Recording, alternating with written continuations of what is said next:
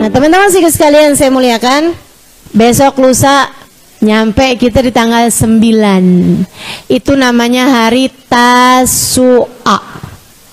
Besokannya lagi namanya hari Asyura, tanggal 10. Nah kalau kita lihatin kalender nih, tanggal 9 jatuhnya hari Kamis. Kamis 27 Juli. Sementara hari Asyura tanggal 28 Juli. Jatuhnya hari Jumat. Berarti nih tahun hari Asyuranya double fadilahnya karena bertepatan dengan hari Jumat. Hari Jumat itu sendiri Sayyidul Ayyam, pimpinan hari terbaik dalam sepanjang minggu.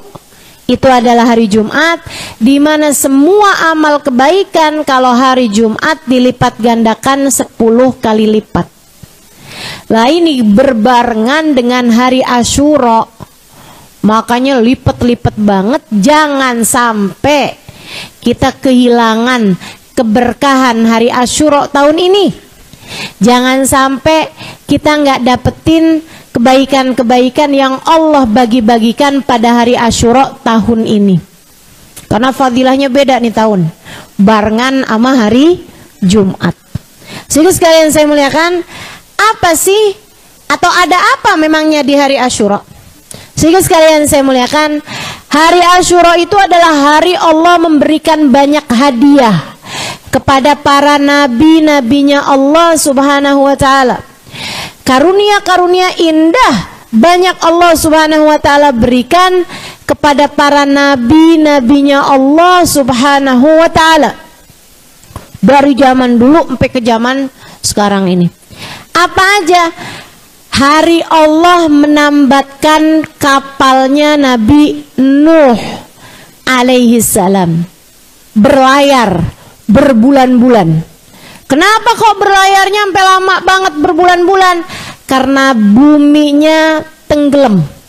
Buminya dijadikan Allah Subhanahu wa taala semuanya terendam banjir. Banjir bandang seluruh permukaan bumi. Waduh, tuh gimana modelnya tuh? Jadi kiamat kecil tuh teman-teman. Kayak udah habis aja, semua manusia habis, semua binatang habis, mati semuanya, tenggelam semuanya.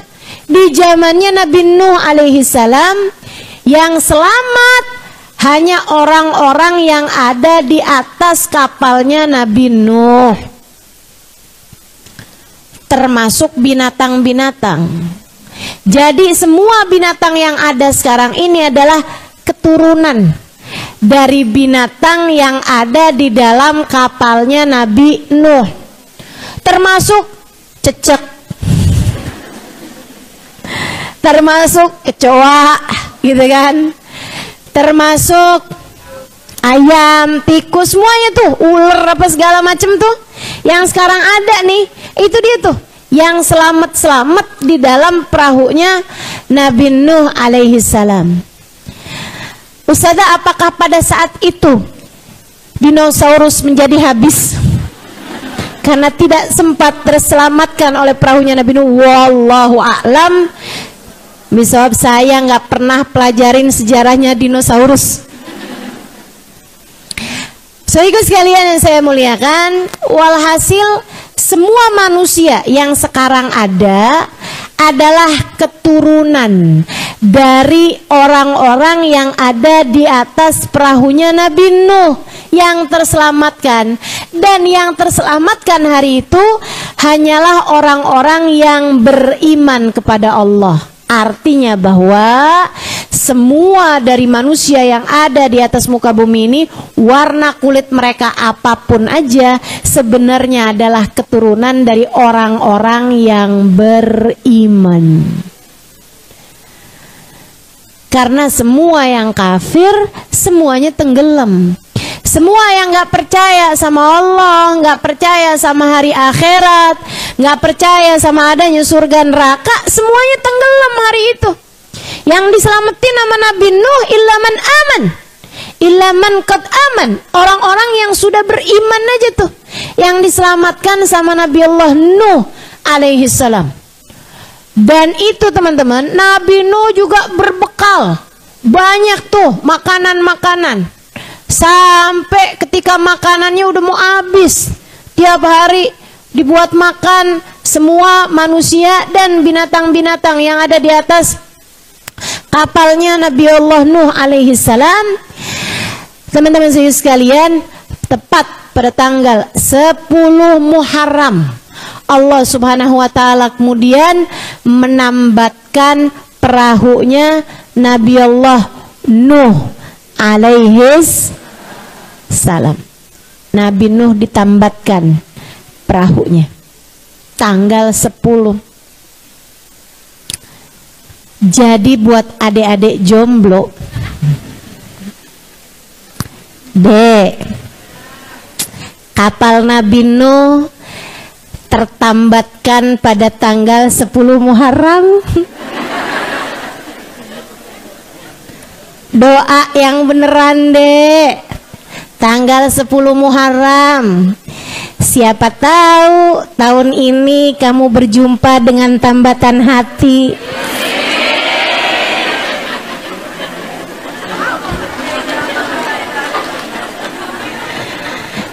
Ini yang aminnya kenceng, kenapa emak-emak ya?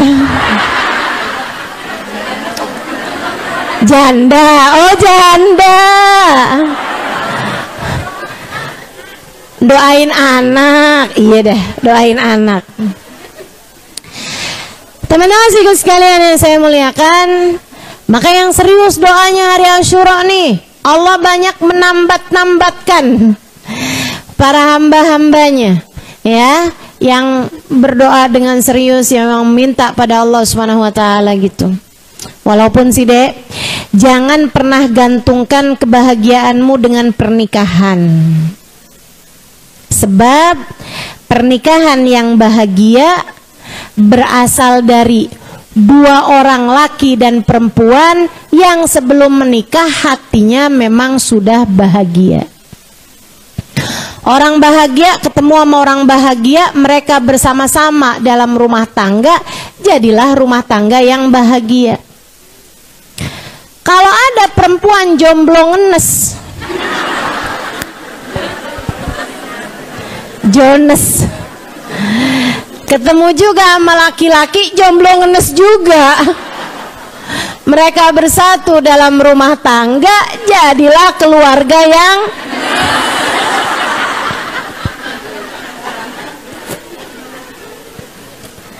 ya ustazah, seenggaknya ngenes bersama-sama tetap lebih baik daripada ngenes sendirian. Siapa bilang khawatirnya nanti melahirkan anak-anak yang juga anak-anak yang ngenes gitu. Ayolah, jangan pernah gantungkan kebahagiaanmu pada pernikahan. Berbahagialah dari sejak sekarang. Kamu perlu bahagia sebab kamu adalah hamba Allah Ta'ala. Jangan lupa berbahagia dengan mengingat fakta bahwa kamu adalah umatnya Nabi besar Muhammad. Maka Dek, meskipun belum ada laki-laki yang menyayangimu, kamu harus tahu bahwa Nabi Muhammad sangat menyayangimu. Maka nak, meskipun belum ada sesiapapun laki-laki yang menyayangimu, kamu harus tahu bahwa Allah Subhanahu wa taala sudah sangat menyayangimu, bahkan dari sejak kamu belum lahir ke atas muka bumi ini. Dari sejak masih berada dalam kandungan ibumu, Allah begitu menyayangimu. Ibu-ibu tahu nggak? Rahim itu, Bu, rahim itu letaknya di belakang dari lambung. Ibu-ibu sekalian, ini kalau saya salah, dokter silahkan dikoreksi. Kalau ada yang belajar ilmu biologi ngerti gitu apa yang saya sampaikan. Kalau saya salah silahkan ditegur saya. Ibu-ibu sekalian, saya pernah dengar bahwasanya Allah Subhanahu wa taala jadikan rahim tuh perempuan, seseorang janin dalam kandungannya itu ngebelakangin sama saluran keluar. Kenapa gitu? Maksudnya nggak ngadepin saluran keluar, ibu-ibu sekalian. Kenapa gitu? Karena Allah nggak mau kita dari dalam rahim ibu kita itu udah nyiumnya sesuatu yang nggak bagus. Gitu. Kita udah dijauhkan dari yang kotor-kotor, bahkan dari sejak kita masih dalam rahim ibu kita. Allah tuh sayangnya sama kita luar biasa.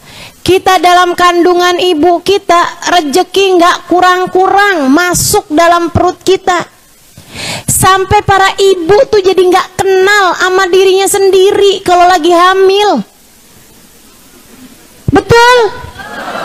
Nih yang pada pernah hamil nih, betul? Ustazah, saya tuh biasanya ustazah nggak bisa kalau nggak ngopi tiap hari. Tapi begitu saya hamil, saya nggak doyan kopi. Kenapa kayak begitu? Karena Allah hendak memberi rezeki bukan hanya kepadamu, tapi kepada janin yang ada dalam kandunganmu. Kurang sayang apa Allah kepada kita? Sampai ibunya itu, teman-teman saya sekalian, sampai menghindari makan makanan pedas meskipun dia suka, sampai menghindari makan makanan apapun yang bisa berbahaya buat kita, gitu kan? Bukan karena sayangnya ibu, bukan, tapi karena sayangnya Allah. Andai dia tetap mau makan, Allah bikin dia sakit sehingga mau nggak mau dia harus menghindari makanan tersebut. Allah kayak lagi mau bilang gitu, kamu sih terserah mau makan apa aja, tapi aku hendak memberikan rezeki yang bagus buat anak yang ada dalam kandunganmu. Aku tidak izinkan kamu makan makanan-makanan tersebut. Subhanallah. Jangan main-main deh. Jangan pernah kamu bilang, kenapa ya sampai dengan umur saya udah hampir 25 tahun belum ada hati yang begitu menyayangi saya. Nggak ada yang mau deketin saya. Sedih bener sih saya. Teman-teman saya udah pada punya pacar, udah tunangan, udah kawin, udah gandeng anak. Saya masih gini-gini aja, nggak ada yang sayang sama saya. Siapa bilang? Allah bahkan dari sejak kamu berada dalam rahim ibumu sudah menyayangimu. Maka dek, kamu pengen nikah, kamu doa minta sama Allah, boleh-boleh aja, silahkan. Tapi sekali lagi, jangan pernah gantungkan kebahagiaanmu dengan pernikahan. Jelas? Apalagi kalau dalam rangka pengen cepet nikah, kamu menghalalkan segala cara termasuk pacaran. Pacaran tidak pernah mendekatkanmu kepada jodohmu. Pacaran hanya akan semakin mendekatkanmu kepada dosa, hingga akhirnya mendekatkanmu kepada neraka, hingga akhirnya mendekatkanmu kepada murka Allah Subhanahu wa ta'ala. Masa kamu kepengen ada seseorang yang menyayangimu sampai meninggalkan Allah yang sedari kamu belum lahir ke atas muka bumi ini sudah sangat begitu menyayangimu? Ayolah, mikir. Adik-adik saudaraku sekalian, jangan karena terhanyut dengan kesenangan-kesenangan sesaat kamu akhirnya jadi melupakan atau melewatkan atau membuang kesempatan untuk mendapatkan kesenangan-kesenangan yang abadi. Mudah-mudahan Allah jaga diri-diri kita, Allah jaga anak-anak kita, Allah jaga orang-orang yang kita sayangi dari busuknya dosa zina, dari jeleknya dosa-dosa tidak terjaganya diri, insya Allah. Mudah-mudahan Allah menjaga kita semuanya, amin ya rabbal alamin. Jadi pada hari Asyura Allah Subhanahu wa taala menambatkan perahunya Nabi Nuh alaihissalam. Allah menyelamatkan Nabi Yunus dari dalam perut ikan pada hari Asyura. Allah Subhanahu wa taala menerima taubatnya Nabi Daud, mengampuni dosa Nabi Allah Daud pada hari Asyura. Allah Subhanahu wa taala menyembuhkan penyakitnya Nabi Ayub juga pada hari Asyura. Maka yang sakit-sakit, yang lagi ada kesulitan, yang sedang berada dalam keadaan yang kayak terjebak, kesumpekan, nggak ada tuh yang ngalahin kesumpekannya Nabi Allah Yunus bin Matta alaihi salam. Ibu-ibu sekalian, yang serius doa pada hari Asyura, yang serius doa pada hari Asyura, jangan sampai dilewatkan kebaikan-kebaikannya, amalan-amalannya yang nanti akan saya sampaikan, hingga mudah-mudahan kita mendapatkan apa yang Allah bagi-bagikan kepada para nabi-nabinya. Termasuk tentu saja semua dari kita adalah para pendosa dengan dosa-dosa yang tak terhitung jumlahnya. Ada yang dosanya besar, ada dosanya kecil tapi banyak. Kita semuanya perlu ampunan dari Allah Subhanahu wa taala. Karenanya kita perlu hari Asyura untuk mudah-mudahan Allah menerima permohonan ampun dari kita, mengampuni seluruh dosa-dosa kita, dan semoga saja menjaga kita di masa yang akan datang hingga kita tidak terjerumus kembali kepada dosa-dosa yang membuat Allah Subhanahu wa taala murka kepada kita.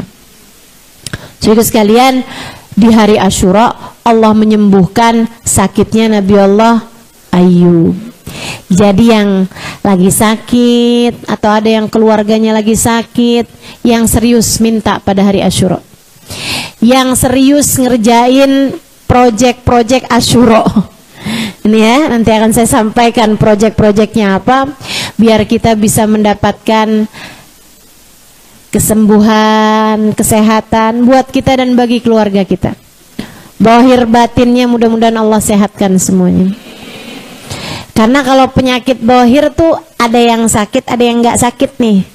Tapi kalau penyakit batin kayaknya semua dari kita perlu untuk disembuhkan. Bukan begitu? Hati kita nih penyakitnya banyak. Masih suka seneng lihat orang lain susah. Masih suka susah lihat orang lain seneng. Masih suka merasa diri lebih baik daripada orang lain. Masih selalu aja suuzon. Sama orang gampang banget suuzonnya, sama Allah aja gampang banget suuzonnya. Buruk sangka mulu sama Allah Subhanahu wa taala. Wah, kalau suami saya nggak kerja lagi, gimana nih cara saya buat makan? Oh tuh, suudzon sama Allah. Kata Allah, kamu belum bersuami juga udah aku yang ngasih makan.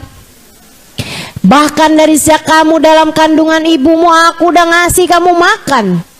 Sekarang tiba-tiba aja kamu menghina aku, kamu berburuk sangka padaku bahwa kalau suamimu tidak bekerja, aku tidak bisa memberikan kepadamu makan.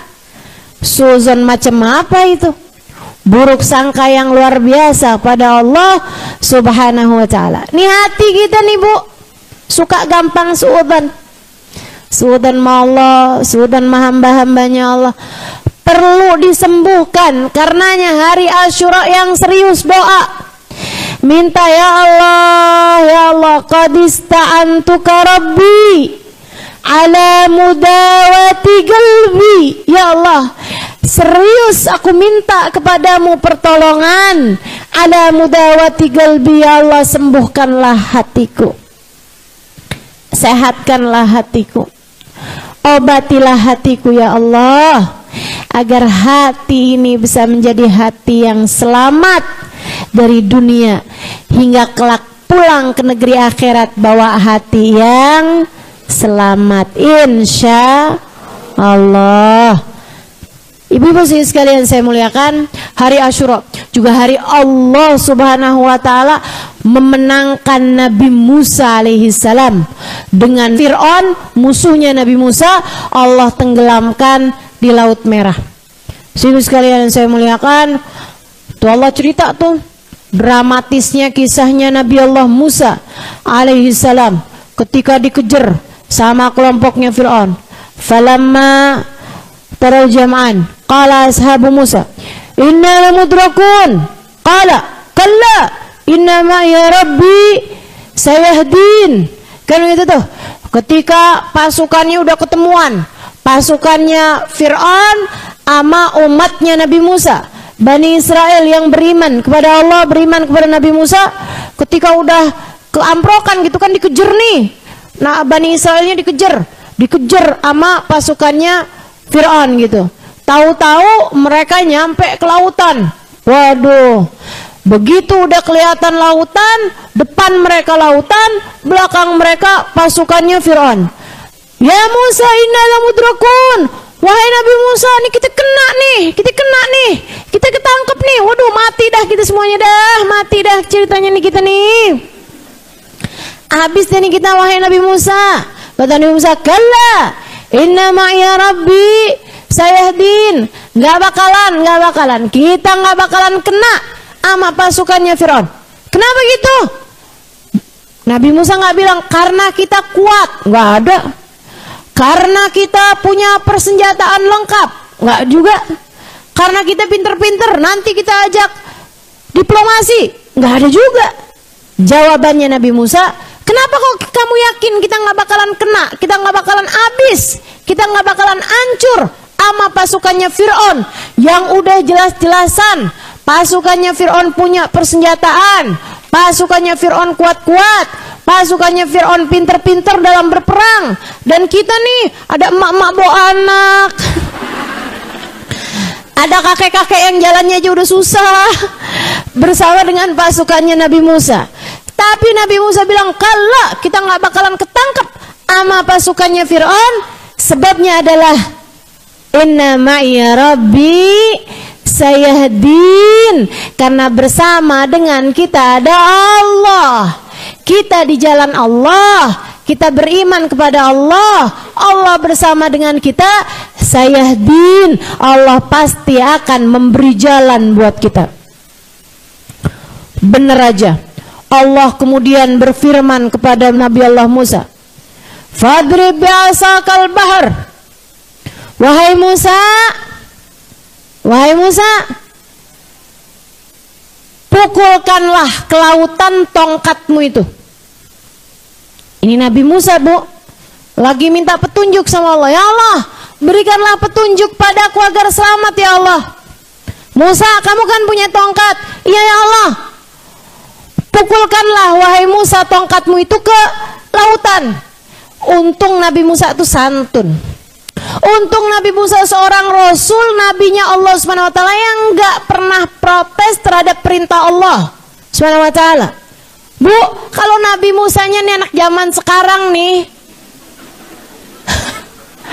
yang gampangan protes kalau dikasih perintah apa-apa aja, bakalannya nanya gini, ya Allah, nggak keliru ya Allah? Kan yang salah kan Fir'aun ya Allah, kenapa yang saya pukul lautan? Apa nggak kepalanya Fir'aun aja ya Allah? Ini kan Nabi Musa lagi minta selamat dari Fir'aun. Tapi sama Allah disuruh pukul wahai Musa dengan tongkatmu itu, bukan kepada kepalanya Fir'aun, akan tetapi kepada lautan.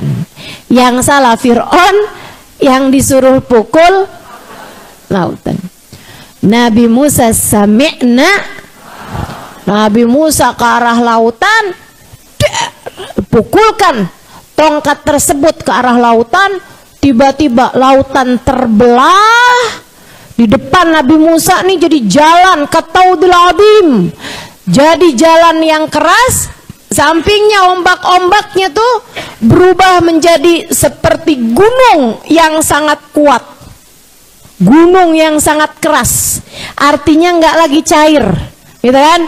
Nabi Musa bersama dengan umatnya berjalan di atas lautan tersebut. Masya Allah. Itu pentingnya. Kenapa kita mesti ikutan orang-orang soleh? Itu pentingnya. Kenapa kita mesti punya guru dalam kehidupan? Itu pentingnya. Untuk kita ikutan orang-orang yang selamat. Teman-teman saudaraku sekalian, biar kalau ada apa-apa tuh ada yang bisa kita ikutin. Bani Israel tuh siapa? Saudaraku sekalian yang saya muliakan, mereka ini punya banyak hal-hal yang tidak baik dalam diri-diri mereka. Akan tetapi Allah selamatkan mereka sampai bikin mereka bisa lewat di atas lautan, bisa jalan di atas lautan. Luar biasa bener kan? Itu kemuliaan bukan Allah berikan kepada Bani Israelnya, akan tetapi kemuliaan itu Allah berikan kepada Nabi Musa. Maka selamatlah orang-orang yang ikut di belakang Nabi Musa. Sehingga sekalian yang saya muliakan, demikian pula kalau hati kita cinta kepada para ulama, hati kita cinta kepada para wali-walinya Allah, hati kita cinta kepada para kekasih-kekasih Allah, orang-orang yang Allah muliakan, kita bisa ikutan nebeng di belakang mereka. Kita bisa ikutan pegangan sama mereka. Kita bisa ikutan gondel di belakangnya para orang-orang tercinta di sisi Allah Subhanahu wa taala. Mereka diselamatkan Allah, kita yang ngekor di belakang mereka pun akhirnya jadi ikut-ikutan selamat. Bukan karena kita orang yang pantas diselamatkan, akan tetapi karena kita ada di belakang orang-orang yang diselamatkan oleh Allah. Kadang-kadang kita nggak cukup kuat buat bisa menyelamatkan diri-diri kita. Berasa nggak, Bu? Kita nih sebagai orang tua, apalagi ibu-ibu yang pada punya anak nih. Ini saya takut-takutin ya. A'udzubillahi minasyaitonirrajim. Qu anfusakum wa ahlikum nara. Jagalah diri kalian dan keluarga, anak-anak, cucu-cucu kalian dari api neraka. Bu, bisa emang? Disuruh jagain anak dan keluarga dari api neraka, bisa emang? Ibu-ibu sekalian saya muliakan, jangankan jagain anak, jangankan jagain cucu, jagain diri sendiri dari perbuatan dosa aja kita seringkali nggak mampu. Betul? Masya Allah. Disuruh pula jagain anak-anak kita, jagain keluarga kita dari api neraka. Nyerah kita, nggak cukup kuat kita. Gimana nih caranya biar selamat kalau gitu? Cari di atas muka bumi ini akan selalu ada para hamba-hamba tercinta di sisi Allah Subhanahu wa taala buat kita ngekor di belakangnya. Buat kita ngekor di belakangnya. Kita ngekor di belakang Sayyidil Habib Umar bin Hafid. Kita ngekor di belakang Hubabah Nur bintul Habib Muhammad bin Abdullah Al-Haddar. Kita ngekor di belakang Hubabah Maryam bintul Habib Muhammad bin Abdullah Al-Haddar. Kita ngekor di belakang Habibana Zain bin Ibrahim bin Smith. Kita ngekor di belakang para ulama-ulama kita, teman-teman saudaraku sekalian, untuk mudah-mudahan kita belajar dari mereka. Ibu-ibu bisa lihat saya sebagai orang yang belajar dari mereka. Yaudah Bu, kita bareng-barengan. Cuman kalau ibu-ibu statusnya kan, kalau saya kan ngekor nih di belakang mereka, ibu jangan ngekor belakang saya. Saya aja ngekor. Kita semuanya menyambungkan diri, menyambungkan hati kepada para ulama-ulama. Saya hanya sebagai penyampai ucapan-ucapan mereka. Saya hanya sekedar penyampai dari ilmu yang saya dapatkan dari mereka untuk saya ajarkan, untuk saya sampaikan kepada ibu-ibu sekalian. Nah, kalau urusan mau nebeng-nebengan, kalau mau urusan mau gondel-gondelan, kalau urusan mau ngekor-ngekoran, ngebuntut, nah kita ngebuntutnya kepada orang-orang yang udah pasti diselamatkan oleh Allah Subhanahu wa ta'ala. Para wali-walinya Allah, hamba-hamba besar, hamba-hamba mulia di sisi Allah Subhanahu wa ta'ala, yang udah nggak main-main lagi buat ngikutin hawa nafsu, udah nggak main-main lagi ngikut-ngikutin bisikan setan. Nih yang kita-kita nih yang masih beginian nih, jatuh bangun dalam kehidupan, buat nahanin lisan nggak marah aja susah setengah mati, buat nahanin lisan biar nggak ngomongin orang aja susah setengah mati, masih jatuh lagi kan begitu ya. Nah teman-teman saya sekalian, dah kita ngikut di belakang mereka orang-orang yang diselamatkan oleh Allah SWT, biar kayak Bani Israel yang selamat karena mereka ikut ada di belakangnya Nabi Musa. Pas mereka udah lagi jalan nih, udah jauh jalannya nih, udah mau nyampe nih ke ujungnya lautan sana itu ya, tepi lautan yang sebelah sana. Tahu-tahu pasukannya Fir'aun ikutan juga jalan di atas air. Merekanya panik. Wah, Nabi Musa gimana nih? Nabi Musa, buruan dah, pukulin cepetan tuh tongkatnya biar airnya balik yang di sebelah sono. Biar airnya balik lagi jadi air, maksudnya biar mencair tuh, jadinya mereka tenggelam. Untung Nabi Musa tuh nggak ngikutin omongannya kaumnya nih, karena kita tuh kalau mau ngikutin, jangan ngikutin omongan orang yang ngomongnya pakai hawa nafsu. Kita tuh mesti ngikutin omongan orang-orang yang berbicaranya sebagai ilham dari Allah Subhanahu wa ta'ala, dapetin petunjuk langsung dari Allah Subhanahu wa ta'ala. Nggak pakai hawa nafsu, mereka bicaranya dari hati mereka yang memang bersih, hati mereka yang selalu mendapatkan petunjuk dari Allah Subhanahu wa ta'ala. Hamba-hamba tercinta di sisi Allah tuh keren, Bu. Saya tuh kalau ngadepin mereka tuh kayak nggak perlu banyak ngomong gitu. Saya kan kalau ngadepin ibu-ibu aja nih banyak ngomong. Kalau ngadepin mereka mah nggak usah banyak-banyak ngomong. Subhanallah, subhanallah. Ini saya sekedar cerita aja nih ya Bu ya. Ada waktu di saat Hubabah Maryam almarhumah, Hubabah Maryam bin Muhammad bin Abdullah Al-Haddar, kakaknya Hubabah Nur, tapi lain ibu. Istrinya Habib Zain bin Smith Madinah, sudah wafat beberapa tahun yang silam. Nah itu waktu beliau masih, ya pastinya ya, saat beliau masih hidup, itu beberapa kali datang ke Indonesia, datang ke Jakarta. Nah kalau beliau datang, nih yang ngikutin majelis saya dari udah lama gitu, dari sekitar 10 tahunan yang lalu, saya rasa pasti itu pernah ketemu sama Hubabah Maryam, pernah ngisi di sini juga, di Royatan pernah ya, Bang Maryam ya. Nah ini teman-teman saya sekalian, beliau kalau ke Indonesia saya tuh jadi lisan beliau, karena beliau nggak bisa bahasa Indonesia, sementara orang-orang Indonesia nggak pada ngerti bahasa Arab. Biasanya orang Indonesia nih kalau ngerti bahasa Arab nggak jauh-jauh dari 3 kata, ana ente fulus. Jadilah saya harus terjemahin Hubabah Maryam. Nah, ada satu waktu ada seorang suami bilang sama anaknya Hubabah Maryam untuk bikinin jadwal ke rumah istrinya, gitu ya, di rumah keluarganya lah gitu. Ngundang Hubabah Maryam.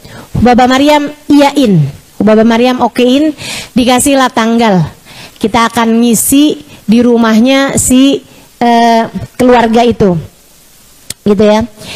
Subhanallah, berapa waktu kemudian saya ketemu sama istrinya itu nemuin saya, terus bilang kalau mereka tuh sebenarnya keberatan karena istrinya tuh baru habis melahirkan, dalam kondisi yang masih sangat lemah.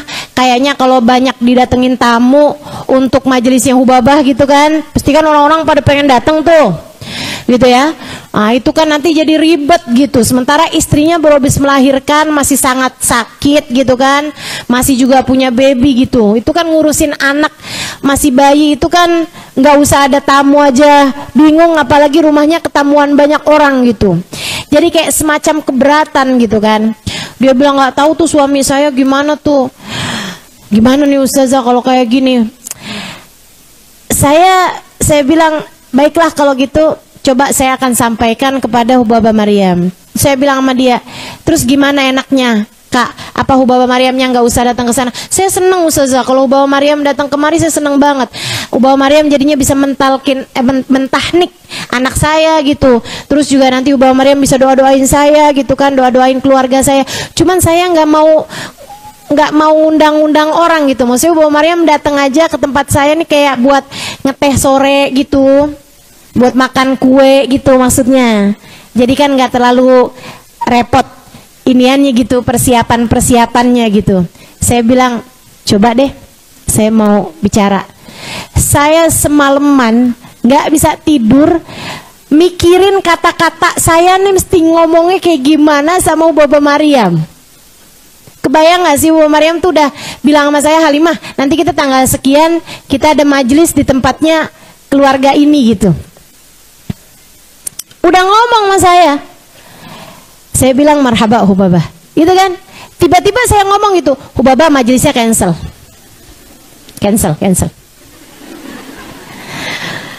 Kenapa?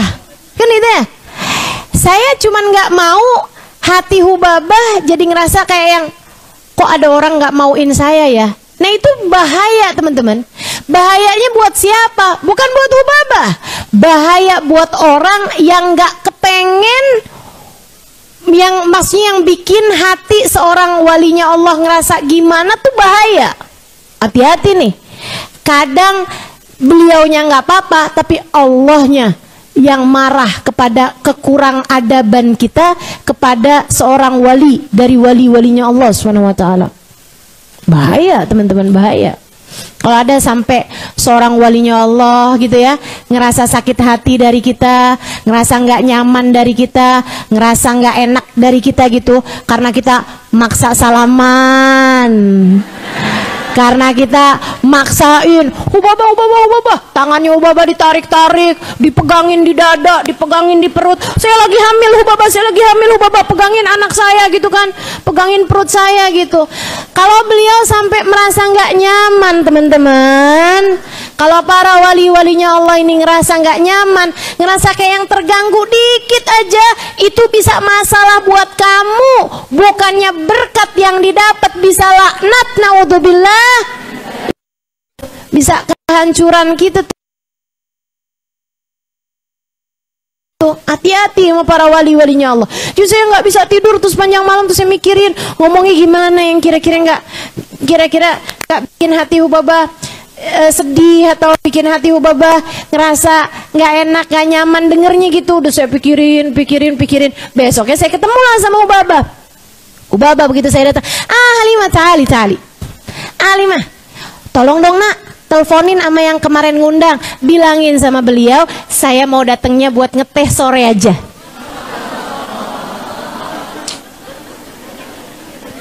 Saya bilang emang ngadepin para wali tuh nggak usah kebanyakan ngomong, percuma kan saya tadi malam sampai nggak bisa tidur.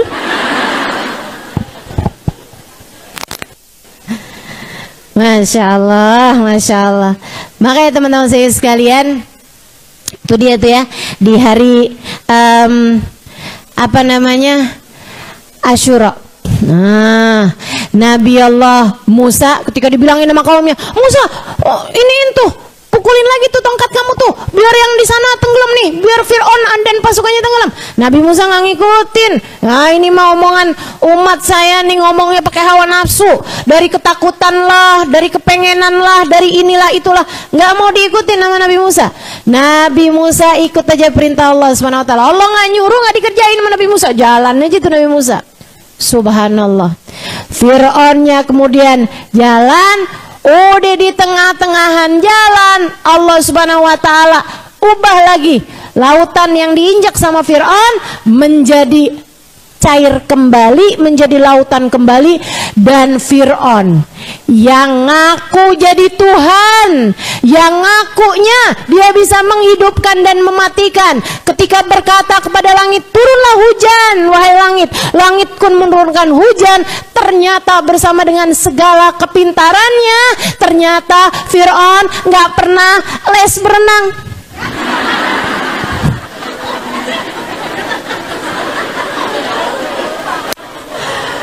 Dia ternyata nggak bisa berenang, teman-teman. Fir'aun pun tenggelam. Fir'aun pun setengah mati berusaha menyelamatkan dirinya. Fir'aun kemudian bilang, amantu birabbil Harun wa Musa. Saya sekarang beriman. Oh, ternyata saya bukan Tuhan ini ya. Ternyata saya kok hampir tenggelam ini. Dia pun kemudian bilang, amantu birabbil Harun wa Musa. Saya sekarang beriman kepada Tuhannya Harun. Saya sekarang beriman kepada Tuhannya Musa. Saya sekarang beriman, saya sekarang beriman. Sekarang saya beriman. Kata Fir'aun gitu. Allah bilang, al-an wa qad asaita min qabl. Sekarang nih on. Sekarang banget nih. Nggak dari kemarin-kemarinan. Ente sepanjang hidup durhaka kepadaku. Sekarang giliran udah mau mati, kamu baru mau taubat. Nggak bisa, nggak bisa. Nggak bisa. Kamu tidak aku terima taubatmu. Para ulama pada bilang, Fir'aun sih bukan umatnya Nabi Muhammad. Coba dia umatnya Nabi Muhammad, Allah pasti akan tetap menerima taubatnya. Sebab untuk umat ini Allah terima taubatnya selagi nafas masih belum sampai di tenggorokan. Allah nggak terima taubatnya Fir'aun. Allah nggak terima keimanannya Fir'aun. Ibu-ibu sekalian, Allah bilang, aku akan jadikan jasadmu ini wahai Fir'aun, aku abadikan buat jadi pelajaran bagi orang-orang yang mau berfikir. Bu, diabadikan jasadnya si Fir'aun ini. Ada sampai sekarang. Muminya Fir'aun, badannya Fir'aun tuh diawetkan sama Allah SWT. Ada di museum di Kota Tua. Enggak. Ada di museum di Kairo, Mesir sana, Ibu ya. Ibu-ibu pernah lihat? Saya pernah, Bu. Saya pernah lihat. Ini dia nih orangnya nih ngaku-ngaku jadi Tuhan. Bu, saya kirain dulu tuh kayak semacam orang yang dibalut di ini gitu, mumi gitu. Ternyata enggak, Bu, jasad utuh. Sampai saya masih lihat tuh ada rambut di pelipisnya masih ada. Rambut-rambut di pelipis, rambut-rambut di hidung masih ada, Bu. Ya ampun, bener-bener Allah abadikan sesuai dengan firman Allah SWT yang Allah tuliskan dalam Al-Quran. Masya Allah, buat jadi pembelajaran. Dan ternyata Ibu ya, agak tinggi Bu. Fir'aun tuh pendek dibandingin orang Mesir zaman sekarang aja dia pendek. Saya nggak ngerti tuh di zamannya Nabi Musa tuh Fir'aun jangan-jangan kate.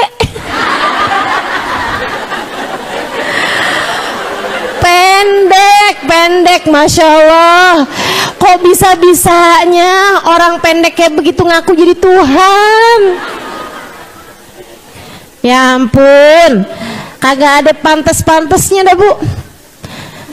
Masya Allah, Masya Allah. Ibu-ibu sekalian yang saya muliakan, tuh si Fir'aun tuh, saya lihat tuh jenazahnya tuh. Ini dia nih orangnya nih ya. Ya ampun. Ternyata Bu, mumi di sana itu ibu-ibu sekalian bukan cuma satu. Saya ngebayanginnya satu doang. Banyak. Ada mumi bayi, ada muminya saudaranya Fir'aun, ada muminya bininya Fir'aun, gitu banyak ibu-ibu sekalian, bukan Asia ya. Dan Fir'aun itu juga ternyata banyak. Ramses tuh ternyata banyak. Gitu ya. Fir'aun tuh bahasanya tuh Ramses gitu. Ada Ramses 1, Ramses 2, Ramses 3 gitu kan.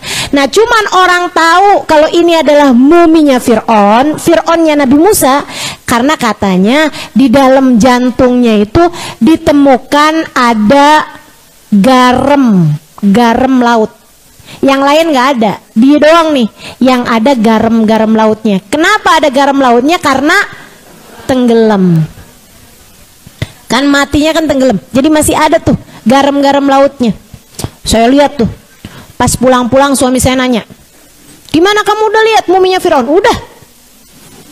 "Gimana muminya Firaun?" "Tenang, kamu masih lebih cakep daripada dia." Udahlah ya. Udahlah, punya suami itu kita adakin bercanda aja. Nggak usah terlalu serius-serius nih kayak ibu-ibu nih kalau ngomong sama suaminya serius mulu. Suamimu tuh Bu, begitu kamu bilang, "Bang, kapan ada waktu saya mau ngomong?" Wah, itu udah pikiran banget tuh. Sian, suaminya sian. Sian, jangan gitu-gituin lah. Abis gitu ada banyak nih, ini istri-istri nih di sini nih banyak nih, yang kalau ngomong sama suaminya serius banget, yang diomongin angka mulu. Tagihan listrik sekian, anak-anak mulai masuk sekolah biayanya sekian, harga seragamnya sekian, total sekian juta nih bang. Pusing palanya suami kalau ngomong serius mulu. Bu, jangan gitu napa, yang santai, hidup yang santai, Bu, bercanda aja, Bu, bercanda aja. Liatin suami terus bilang, "Ada yang mau saya omongin sama kamu." "Apaan?" "Kamu udah tahu belum?" "Apaan?" "Saya sayang loh sama kamu."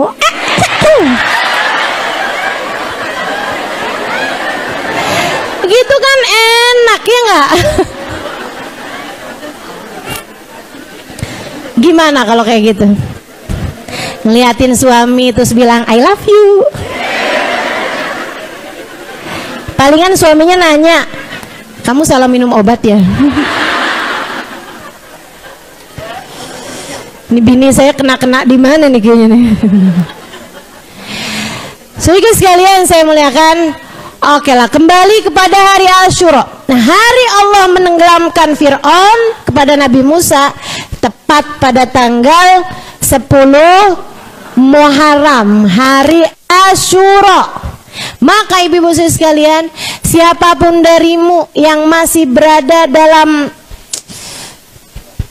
jebakan atau berada dalam penjara dari orang-orang yang kamu sayangi, berada dalam kekuasaan orang-orang yang sepertinya tidak sayang sama kita atau dengan akhlak-akhlak yang gak baik, yang serius doa pada hari Asyura. Semoga Allah Subhanahu wa taala menyelamatkanmu darinya. Punya bos jahat, misalnya gitu ya, kerja sama orang, orangnya jahat, begitu kan?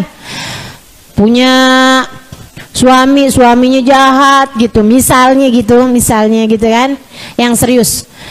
Tapi doanya jangan, "Ya Allah, sebagaimana Engkau menenggelamkan." Jangan gitu doanya. Minta aja biar Allah melembutkan hatinya. Minta aja biar Allah Subhanahu wa taala menjadikan hatinya jadi hati yang lebih lunak, hati yang lebih baik, insya Allah. Nah, apa aja nih project kita nih biar dapat hadiah-hadiahnya nih? Nah, teman-teman saya sekalian, 2 hal jangan ditinggal. Jangan ditinggal, karena itu hadisnya sahih dan diperintahkan kita untuk melakukannya. 2 hal jangan ditinggal.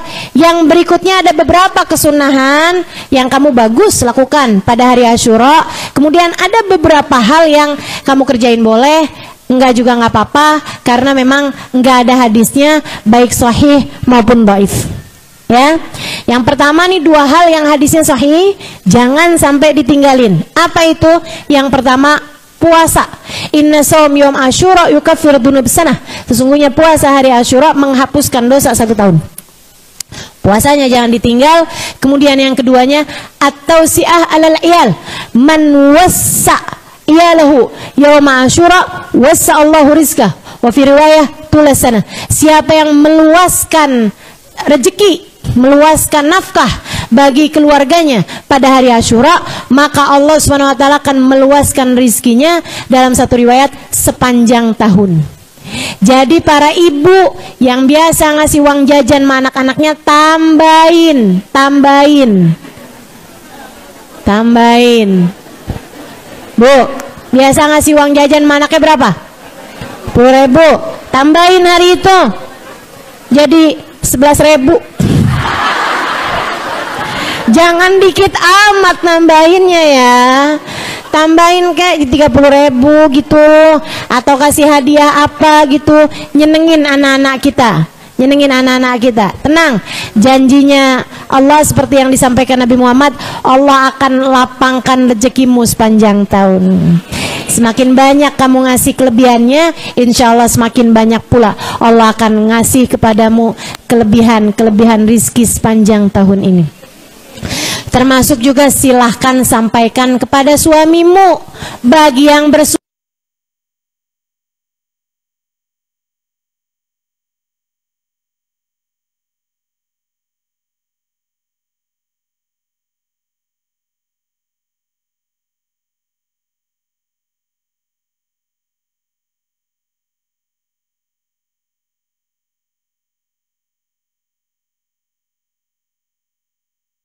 Ustazah dikasih tahu.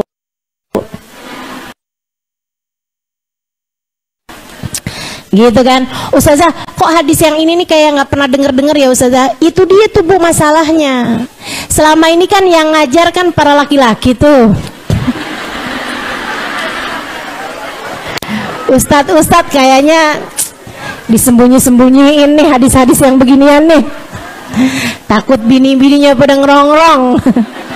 Takut bininya pada minta. Masya Allah. Sampaiin aja Bu, ada pelajaran bagus Bang hari ini. Itu dua hal yang kita disunahkan untuk melakukannya, termasuk kepada orang-orang yang kerja di rumah kita. Atau tambahin. Siapa yang kepengen rezekinya luasan pula rezeki orang lain yang kamu tanggung selama ini, yang kamu bayar mereka selama ini, atau yang kamu beri kepada mereka selama ini. Itu dua hal yang memang jangan sampai ditinggalkan. Hari Asyura hadisnya sahih.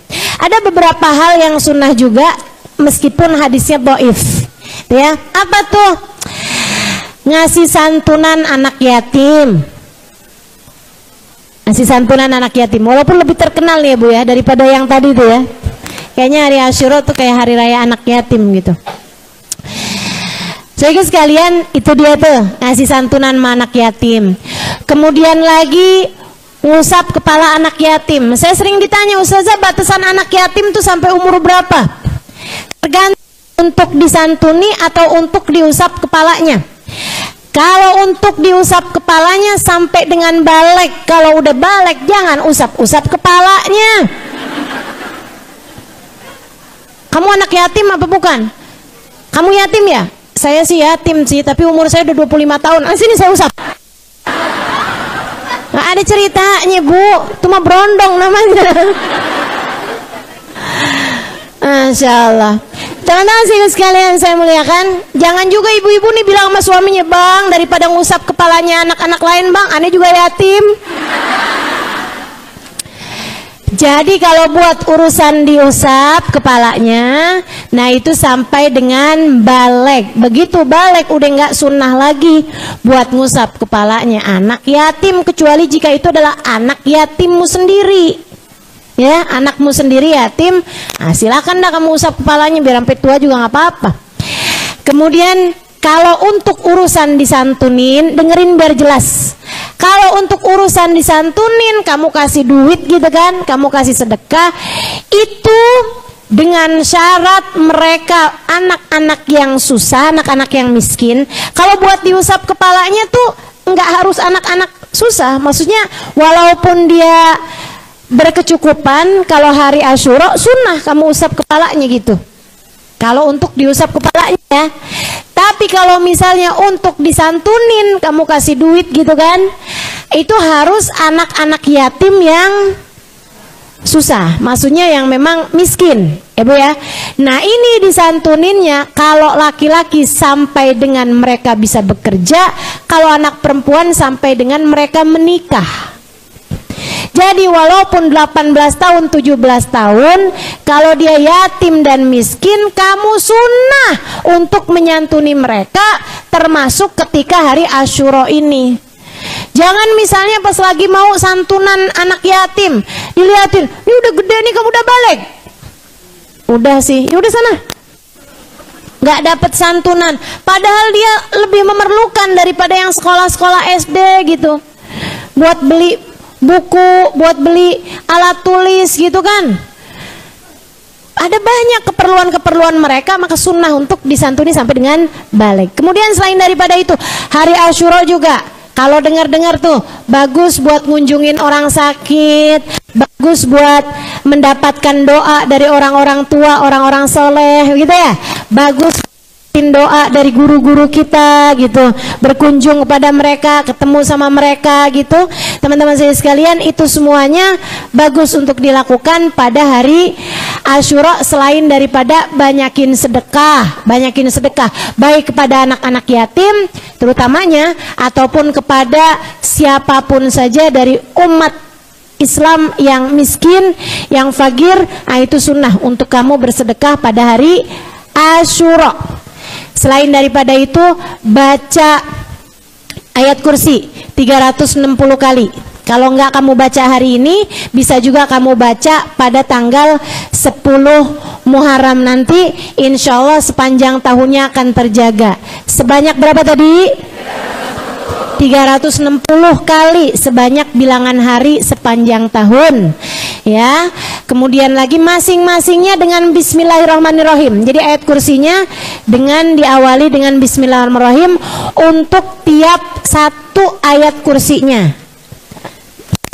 Ayat kursinya diawali dengan bismillahirrahmanirrahim. Kemudian teman-teman sekalian, nah ada hal-hal lainnya yang kamu kerjain boleh, enggak juga nggak apa-apa. Kalau teman-teman pernah dengar-dengar gitu ya. Apa itu? Hari Asyura sunnah mandi. Ya emang kita memandi ya Bu ya. Enggak hari Asyura juga orang di Indonesia memandi biasanya kan. Ya udah hari Asyura ya mandilah gitu. Kalau ibu-ibu pernah dengar hari Asyura sunnah potong kuku gitu kan. Nah ibu tinggal lihat-lihat aja, kalau emang kuku ibu panjang-panjang ya potong aja gitu kan. Hari Asyura ya Bu ya.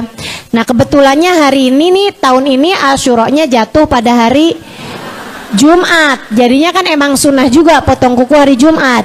Tapi kalau hari Asyuranya nempatin hari Selasa, nggak bagus Bu potong kuku hari Asyura hari Selasa gitu. Nah itu jadi ya dikerjain boleh, enggak juga nggak apa-apa gitu kan. Untuk urusan potong kuku karena ketepatan hari Jumat ya silahkan aja. Bagus memang potong kuku pada hari. Dan yang terakhir, kalau ibu pernah hari Asyura sunnah pakai celak mata. Itu ibu-ibu sekalian, kalau ibu lagi puasa malah makruh hukumnya untuk bercelak mata. Kecuali kalau ibu-ibu pakai celak matanya sebelum subuh. Gitu kan, pas waktu sahar tuh, waktu ibu-ibu bangun buat sahur gitu ya, buat tahajud, nah ibu pakai celak mata, itu sunnah ibu-ibu sekalian. Tapi kalau habis subuh ke belakang sampai ke maghrib dan ibu lagi keadaannya puasa, maka makruh untuk orang yang berpuasa buat pakai celak mata. Wallahu a'lam bishawab. Dan sehari sebelumnya ibu-ibu sekalian, hari Tasu'a, nggak sunnah apa-apa selain puasa. Puasanya hukumnya sunnah, meskipun tidak seperti kesunahan puasa hari Asyura.